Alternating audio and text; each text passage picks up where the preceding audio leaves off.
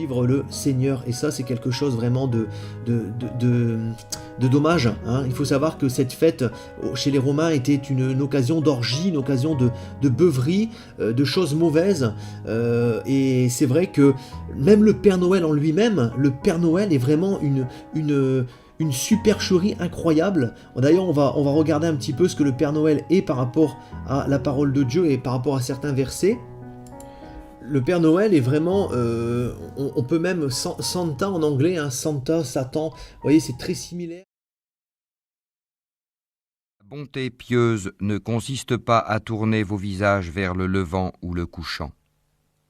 Mais la bonté pieuse est de croire en Allah au jour dernier, aux anges, aux livres et aux prophètes, de donner de son bien, quelque amour qu'on en ait, aux proches, aux orphelins, aux nécessiteux, aux voyageurs indigents et à ceux qui demandent l'aide pour délier les joues, d'accomplir la salate et d'acquitter la zakat. لا يحل المسلم أن يهنئهم بعيد الميلاد فإنه عيد باطل كما أن ما يسمى عيد مولد النبي صلى الله عليه وسلم أيضا باطل ومن محدثات الأمور ومن الضلالات فقد قال عليه الصلاة والسلام عليكم بسنتي وسنة الخلفاء المهديين من بعدي عضوا عليها بالنواجذ وإياكم احذروا ومحدثات الأمور فإن كل محدثة بدعة وكل بدعة ضلالة وفي لفظ وكل ضلالة في النار. فعيد النصارى عيد فاسد لا أصل له ولا يعرف أن عيسى عليه السلام كان يحتفل بيوم.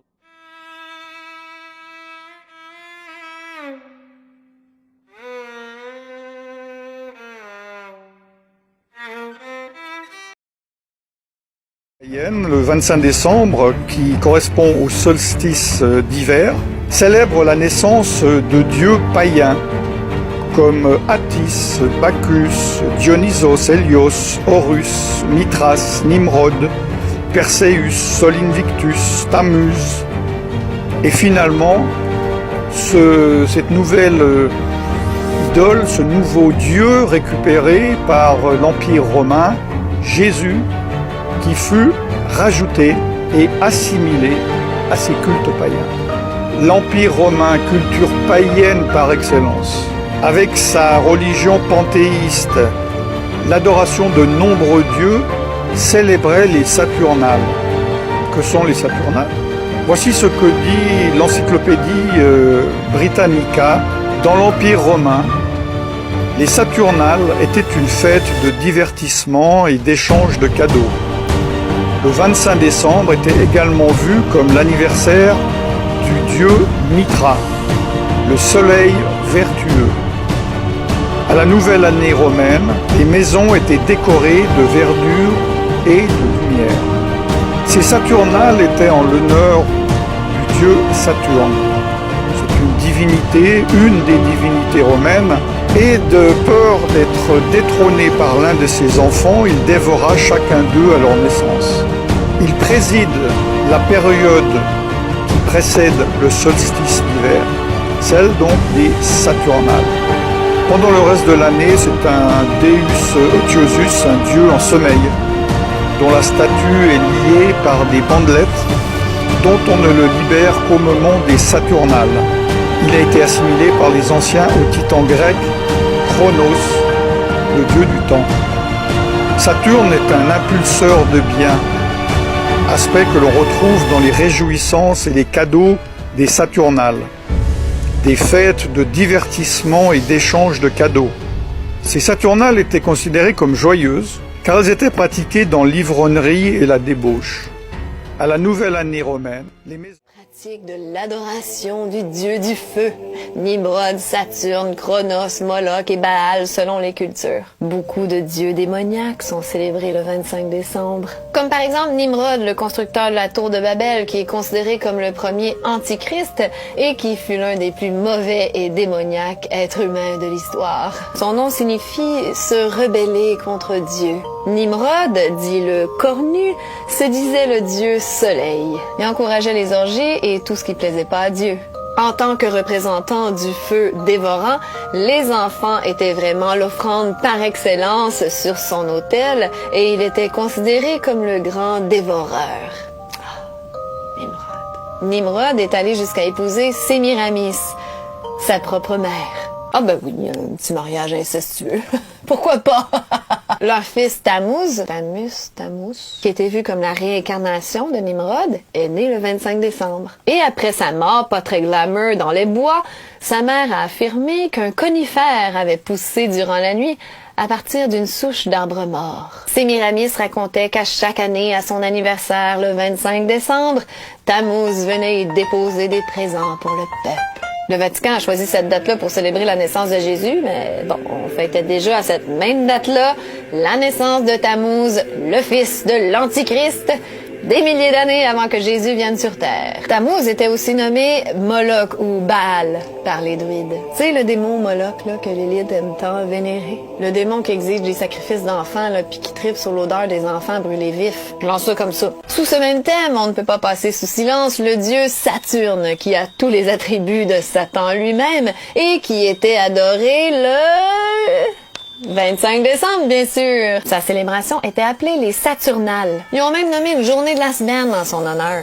Saturday, samedi en anglais. Le mois de décembre étant le plus sombre de l'année, et bien durant les Saturnales, on priait pour le retour du soleil. C'était la débauche, on fêtait dans l'ivrognerie. Ouais, ça a pas trop changé finalement. Les orgies, puis on faisait même des sacrifices animaux et humains. Ça, c'est un party à mon goût. Tout en étant un dieu de la fertilité, Saturne était impitoyable dans les sacrifices humains qu'il exigeait. Même que de peur d'être détrôné par un de ses enfants, il les avait dévorés à leur naissance. Bon appétit! La planète Saturne a hérité de ce nom parce que parmi toutes les planètes, ses anneaux et sa couleur rouge brillant représentaient le mieux le dieu du feu. Pas mal chaque civilisation possède son dieu du feu ou du soleil. Du côté de l'Égypte, le 25 décembre, c'est la célébration du culte du soleil, Ré ou Ra, et d'Osiris, dieu de la fertilité. En Perse, c'est le culte du dieu soleil Mitra. En Grèce, c'est le culte du dieu soleil Hélios et de Dionysos, également dieu de la fertilité et du vin. À Rome, bien avant la naissance de Jésus, c'était le culte du Sol Invictus, le soleil invaincu, pour célébrer le solstice d'hiver. Et plus tard, la naissance de Jésus a été rajoutée par Constantin pour assimiler les chrétiens à ses cultes païens. Ah, l'Empire romain. Culture païenne par excellence. La fête de Noël a donc servi à remplacer l'adoration du soleil, Sun, par l'adoration du Fils, Sun. Même si les Romains ont arrêté assez tôt de faire des sacrifices humains, le sang continuait de couler avec les gladiateurs pendant les fêtes saturnales en décembre. Le sang des gladiateurs qui coulait représentait une offrande en sacrifice à Saturne. Tous les symboles de la fête de Noël sont d'origine païenne. Attachez votre tuque.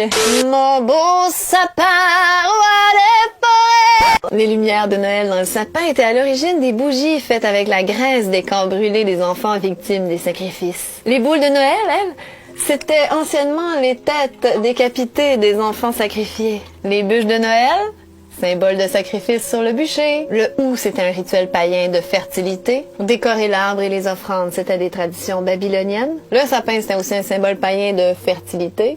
Non, là, je vais trop loin. S'embrasser sous le gui, s'échanger des cadeaux, chanter d'une maison à l'autre, les bougies de l'Avent, les cartes de Noël, tout descend de ces fêtes et rituels païens. Il y a jusqu'au Père Noël qui a une ressemblance avec Saturne. Tu sais, un vieux monsieur avec une longue barbe qui aime un peu trop les enfants. Ainsi donc, Noël, c'est entre autres rendre hommage à cette diabolique divinité satanique qu'est Saturne.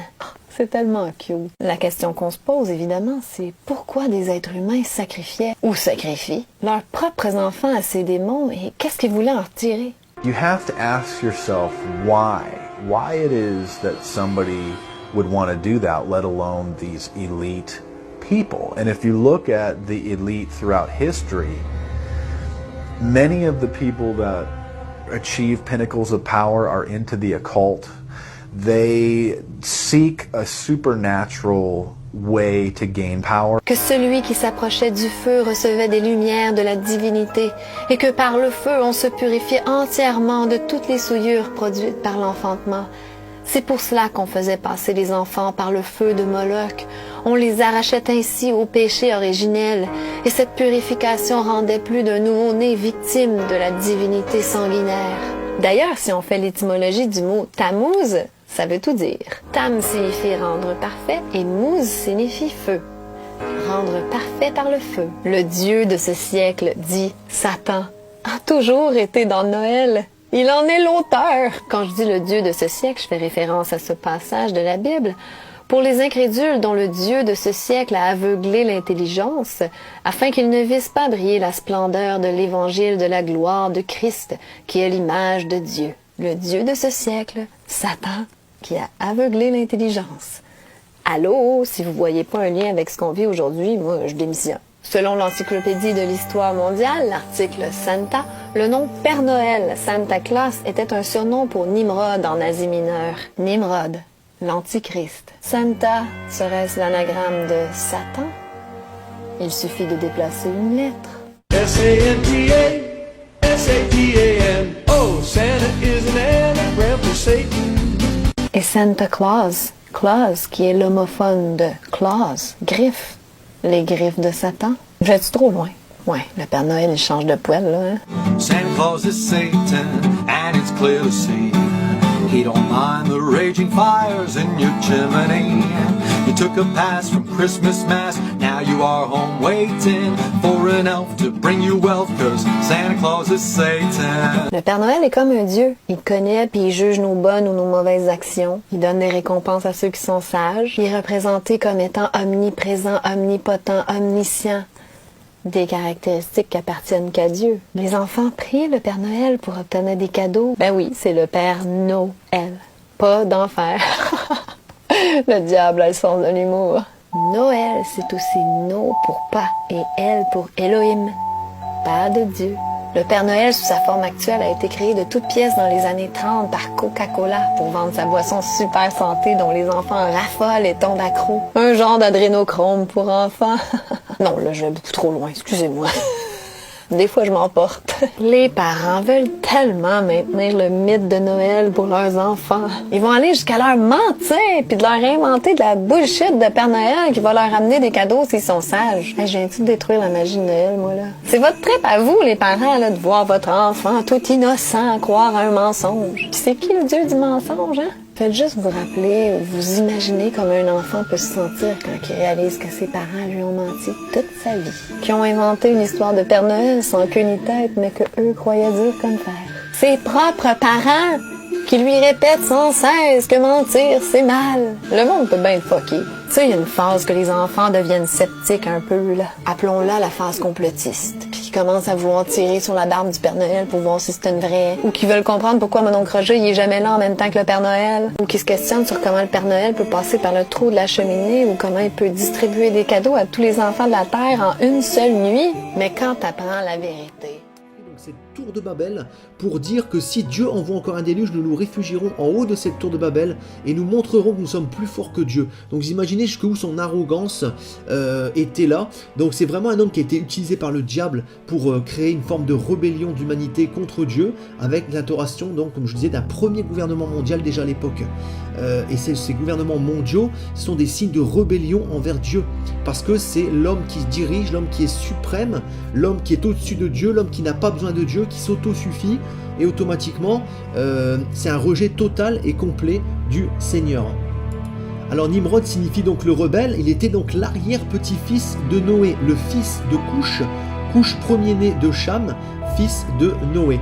Donc qu'est-ce que je vous disais également, c'est que les Romains, donc on continue à fêter donc ce dieu du soleil, ce dieu Nimrod, avec donc le Dai Natalis Sol Invictus, donc la fête du soleil invaincu. Donc vous imaginez, c'est la fête du soleil invaincu, c'est-à-dire que Nimrod est considéré carrément comme un dieu.